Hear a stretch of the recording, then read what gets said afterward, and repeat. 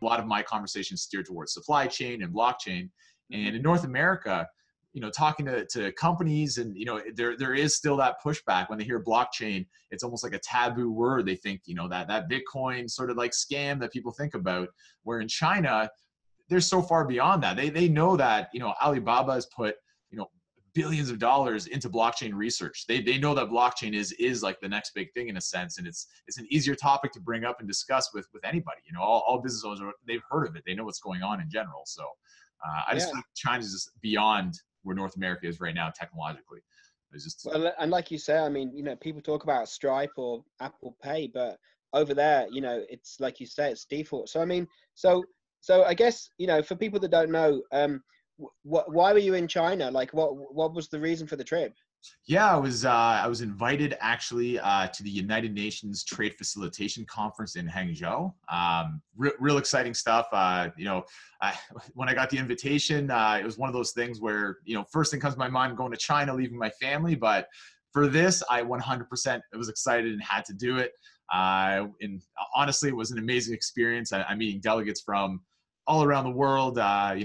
Whether it's different people from different port authorities, customs brokers from around the world. I actually met the gentleman who was the head customs broker for the United States, and now he's an independent, and he actually guides people through their customs processes to import in the U.S. So some amazing connections, and I look forward to doing more of these conferences and speaking again at one of these conferences as well. And I feel like the mission that our project is kind of on, and what UNC-FACT is after is, they definitely, overlap. So, it's easy for me to work on it every single day and want to sort of contribute to what UNC-FACT is doing as well for us. So I think it's cool. I mean, so in 2016, I was invited to Georgia for the W Trade Organization Congress. And therefore, by you going to China, you've got this Venn diagram of the value of being in China, United Nations, who are doing a lot in this area with blockchain, with trade, with identity, and then also I think it helps to show other people that what you're doing is valued way beyond North America, and potentially, I mean, I guess my next question and what I'm wondering is that the uptake could come faster in other parts, in other regions of the world. I mean, are you feeling that, or what do you think? Oh, I don't, I don't want to say this just because, I am in North America, and, I just know that, a lot of people I'm around just don't see it coming, but China is just so far beyond where we are. They have more money behind it. It's, how are we going to, in a sense, catch up? But forget about passing them, catch up in a sense that we're going to be following their lead when it comes to these technological advances. It just seems obvious that way, just how they're already ahead with the, even with their pay systems, for example. Like we have pay systems developing. They've scaled this up for 1.4 billion people to use it with no flaws. So, they have the sample size, they have the, the money banking, they have the backing, they have everything they possibly need to get, to get progress done. And as you can see, when it comes to the, for example, in the United States, the SEC makes it a little more difficult for, these projects to sort of push ahead. Not that the Chinese government, they're sort of backing these projects in a sense, as opposed to, hindering. So it's an interesting sort of thing to pay attention to. But I think that as we become more global, China progressing with technology is a benefit to everybody as a whole. I just don't think it's going to be, I don't think blockchain and the technology that we're going to be, leveraging is going to be just based in one region. I think it will proliferate, and I think China's going to help our adoption as well with their research. So. Yeah. So I guess to cross-reference that between big picture Asia and then you guys, like how's it going at the micro level? Like what's coming up next? What are you rolling out? Mm-hmm. Yeah, you know what? It's there's so many different companies that we're dealing with different functionalities with the platform, and like I mentioned, with China being able to scale up a pay system for 1.4 billion people, we have to start with a smaller sample size before we can scale up, obviously, as well. So the companies we're directly working with for these specific functions are awesome. They're seeing the direct benefit of it. Whether they fully comprehend from a technological level what is happening, that is something else, but they just want to see the results when it comes to, money savings, time savings, the obvious things you want in a business. So we're seeing lots of progress in that area. I actually talked about one of the test companies, RusMB, is an exporter from Russia, sending actually vehicles to Taiwan, which I was told afterwards that might be a touchy thing to bring up in China, mentioning a Taiwan trade, but nevertheless, no one brought that up in China actually. So, but nevertheless, they're an amazing company to deal with. They're not obviously like dealing with GM and trying to deal with all of GM's dealings, but they're obviously a scaled down version of what we can use for larger companies as well. So perfect work. Yeah, look, I mean, and I think when you talk about Taiwan, I mean, Taiwan is, we just reviewed a book about Taiwanese investment in China. I mean, and, while there's the political issue, in terms of Taiwanese businesses that are building out into China, I think it's the kind of thing that if something works Russia Taiwanese, then the Taiwanese are then going to bring that to the companies they have in China too. So I think there's a pragmatism between business and politics on that one, just because there's so much direct investment coming from Taiwan into China, 100%. And I definitely think there was some political sort of thought put into it by UNCFAC specifically when I mentioned this exact collaboration I was working on. You're mentioning Russia, and obviously Russia is also a hot topic when it comes to trade and stuff as well. So the presentation went extremely well.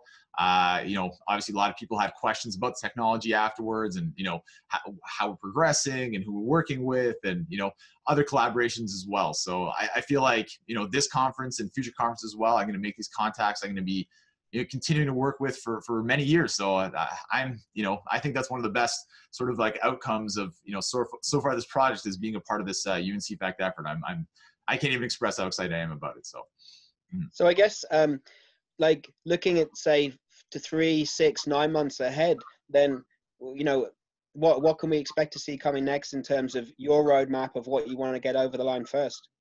Yeah, basically for the next like 3, 6, 9 months, like you mentioned, this is the time that we're going to be globally launching and allowing companies to hop on and use the platform, right? So the companies that we're testing individual functionalities, they're going to be fully fitted, basically, right? So people are going to see that the Ether transactions and all that on Etherscan. It's actually going to be companies running transactions, which are making those transactions happen, and not just trades on exchanges and so on and so forth. So that's obviously our kind of initial goal, but in a sense, it's all about this road to revenue. Like we want to have a profitable business. We want this to work and be sustainable, and not necessarily something that's from a crypto perspective, if there's hype or whatever there is, and that's not as important as something that's sustainable for a long time. And I feel like the collaborations we're working on, the partnerships we're making, dealing with SAP and the project with them I feel like this is something that can actually be maintained for many, many years within a whole bunch of enterprises that will take advantage of our work right now. So that's sort of like, continuing on with our development, continuing on with our collaborations and launching and going forward. It feels like we've come down such a long road, even though it's only been, just over 6 months since the end of the token sale. So we got a long road ahead, but we have come a long way, and we're going to keep on going. So, and I guess this is one of the things too, that token sale is exciting, but usually the next 6 to 12 months are where it all really happens, and the challenges are and the growth happens. So are you having to already take on new people, or where's the time frame on the team on that, the growth pattern? Yeah, no, we've definitely been constantly growing. When it comes to the development team, constantly growing, business development as well. We're taking on a bunch of ambassadors as well, which is fantastic. It's different regions of the world, people that love the project and represent the project very well. Our community is unbelievable. It's like having a 12th man on the field, for a football reference for you. But I'm reading the comments in our Telegram. And some things they're saying, I'm like, this is beautiful. This is like, I couldn't even said that better myself. They really understand what the platform is about and what we're going after. And, it's just really, it's amazing that sort of like this project that started off with, obviously a few people, and now it's grown to so many people that people from around the world who aren't necessarily directly involved want to be involved and know so much about it. And, I see comments, and the first thing that comes to my mind is like, that should be an ambassador. Like that person should be talking to many people at the project, and not just, not specifically within our Telegram, but, it actually, it's quite flattering actually, all you know, all the following we have and all that. So I really have a close personal connection to our community, honestly. So look, I guess if that's 3, 6, 9 months, what does good look like in 1 to 2 years time? You know, I think there are many factors, obviously, that can affect, you know, the trajectory of our business specifically, but of cryptocurrency in general, right?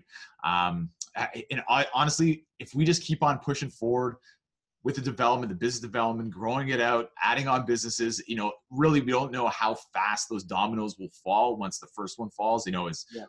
how are they sort of arranged as they fall? You know, so I'm very excited for the next couple of years, and I don't want to, you know, necessarily overshoot or undershoot where we're going to be at that stage, but I'm definitely feeling very confident with, you know, the next, like you mentioned, 3, 6, 9 months, and I'll you know, honestly, we've only been 6 months since the token sale. So if it feels like that much progress over the next 6 months, we're going to be in a great position. So yeah, I'm feeling really good about it, you know, obviously in a general sense.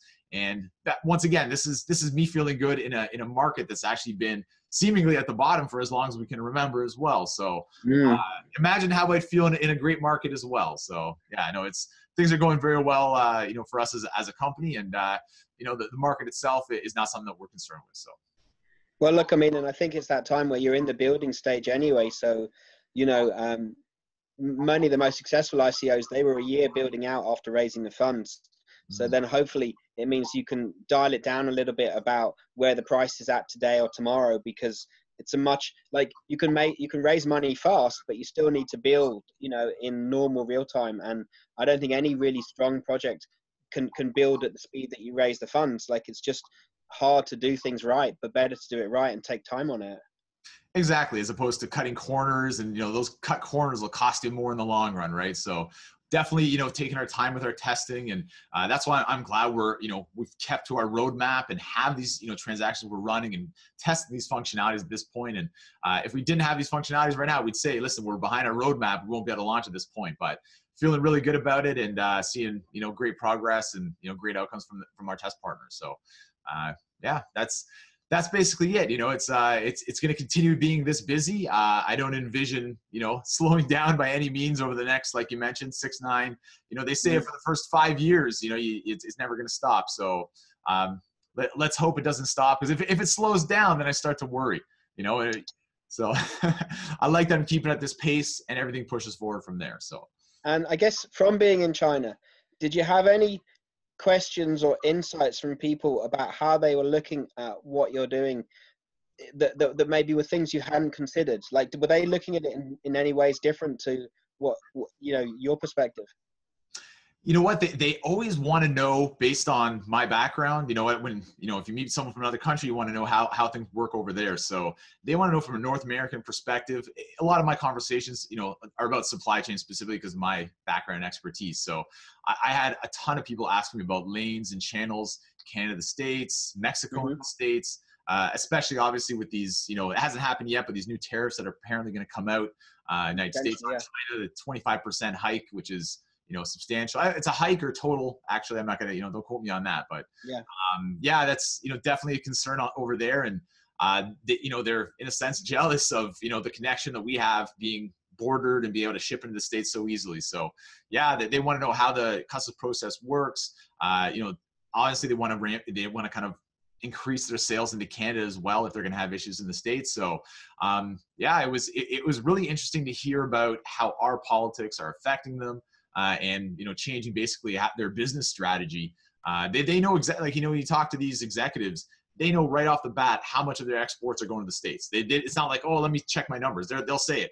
38% is going to the States. And if they're going to lose that 38%, that's a huge amount to tell your clients, oh, you're going to have to pay 25% more on duty. So, you know, there's concern over there, but, you know, they're loving the fact that, you know, what I'm working on, I try to make things easier. I explain to them, listen, I'm trying to make the whole process easier.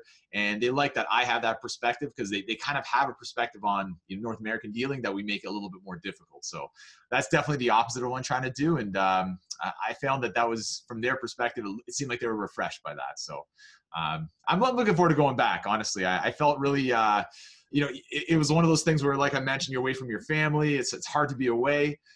So I don't want to waste a second over there. And, you know, it it made, you know, everything that I work on seem that much more important. And, you know, I really, you know, it was a pleasure to put my effort into it. So I want to come back, you know, very soon. So it's like a good validation of it, really. Yeah. It really is. And seeing that they've already progressed to a certain, you know, understanding of the technology that, you know, if the rest of the world gets to that, even at that stage, we're going to be so far beyond where we are right now. And they're going to keep on progressing as well. So it really filled me with even more optimism when it comes to blockchain and the way supply chain is going to be fitting in with, you know, to benefit the world basically. And this technology is going to bring it together. So, I mean, and I think there is that potential and perspective that as the technology matures and develops and delivers better solutions, then, you know, politics comes up and goes down. But if things are simply better and smoother, and this was like the WTO 2 years ago, people are just looking for smoother processes in supply side chains and stuff. And there was an interesting article in the Financial Times the weekend that was saying that while the US has pulled back a bit from trade deals, the other 11 countries in one particular thing are still making deals amongst the rest of them. So even though the US doesn't want to engage, everyone else is still looking to make deals to make trade smoother and more frictionless. So I guess in some ways, potentially for you, you get to be, you can be more apolitical, because if you can just deliver a better solution, then that's going to be a compelling prospect to people. And hopefully that's what you're finding. I mean, that seems to be the suggestion, you know? yeah, no, exactly. If everyone was dealing with the states and now they're dealing with all these other parties, there's just more of this sort of confusion when it comes to the compliance, you know, so that you know, we come in for that as well. But yeah, I think it was soybeans, if I'm not mistaken, that Brazil and the United States were exporting the soybeans to China. And because of these new regulations and all that, China moved it almost all to Brazil, if I'm not, maybe all of it. So it was a huge, you know, boon for the Brazilian economy to move all the soybean produce from there and take away something like 70% of the soybeans in China were coming from the States or something. Yeah. Don't quote me on these numbers again. This is from memory, of course. But it's a shift, yeah. Yeah, no, it definitely is a shift. And, you know, I'm not saying we're looking to take advantage of what the United States is doing, but, you know, if it turns out to be an advantage for us, then we're not going to turn that down, obviously, as well. So, but yeah, no, we definitely, you know, see a lot of, you know, advancements when it comes to countries dealing with each other more so based on the United States. But like you said, there's a parallel, you know, you can't fight the technology. If the technology makes sense, if it makes things smoother and easier, it's a parallel to the financial system, to the payment systems out there, right? If a blockchain-based payment system just makes complete sense. Why would banks sort of want to contradict that statement? Because it takes away from their own personal business, but it doesn't necessarily mean that the technology is not good, right? So in time, the technology will win out. And I think that it's going to be the banks obviously playing ball at the end and having to leverage this technology themselves to, you know, sort of still make their profits and cuts, which kind of, you know, takes away from the original kind of purpose of the whole thing. But at the same time, it will be smoother, faster, you know, visible, transparent payments, which I think is awesome as well. So look, I mean, so when are you next leaving North America to go to Asia? And will you be going to Japan, South Korea, or are you going back to China? I don't have a flight necessarily set, you know, at this point. I right now in my mind is, you know, I have a trip going into to Mexico later this month. I'm going to be in Miami in February as well. A couple meetings and a conference, and then, you know, from there it's so fast how things happen. Like even the UN conference, I didn't want to tell people at the time, but getting my visa was not that easy. And there was a moment where I was like, is this not going to happen? Am I going to have to announce that I cannot make it to the conference because I can't get my visa? Yeah, I sorted it out. Everything, you know, it took about 4 trips into the city, and that, you know, the parking alone cost hundreds of dollars, but, you know, it all sorted out. Everything worked out. But, you know, these things happen so quickly where it's not like I know a year in advance that I'm going to be. This, you know, I know, I know you're popping around, you know, every day, you know, you're in different countries. So, so yeah, I don't specifically know. So I wouldn't be able to say, specifically South Korea, but, I'm hoping in a sense, just because of my, you know, my heart coming from China just now, I'd like to go back. So, hopefully some of these deals that I'm sort of finalizing right now, maybe in person, I can go back there and really, you know, put the nail in that deal's coffin. So from a positive perspective, of course. And I think, I mean, because we did stuff in Scotland with a load of Chinese as well. And I think just by spending time with people like that, you start to get more acclimatized to the way they look at stuff and what they are doing. And it just makes it less abstract. And I think, you know, that empathy helps to progress things as well. So, you know, I think there's massive value in going for a few reasons, you know. So yeah. Yeah, the face-to-face meetings mean a whole lot, you know, to us as well, but to them, you know, to make sure that, you know, I'm a legitimate person. Yes.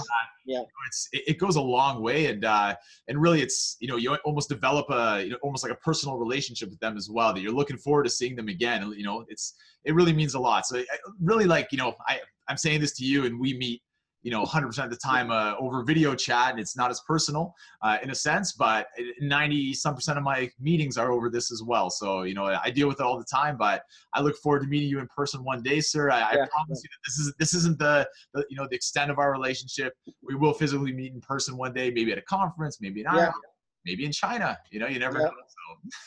So I'd say at this rate, probably in China, you know. maybe Shanghai. I know a couple of good spots, most definitely. So dinner's on me. So Yeah, well, I love Chinese. all right, awesome. Yeah, I was thinking Italian, but yeah, we'll find a good Chinese place for sure. So I think so. Maybe locust as well or something, you know. There you go.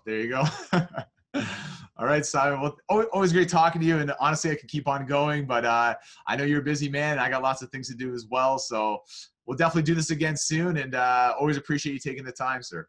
Yeah, it's great. Thanks for the update. And I think hopefully it's helpful for everybody who listens and watches it. And I think we can just keep teasing out what's going on and explaining, you know, how it's going and the bumps in the road and the progression, really, you know.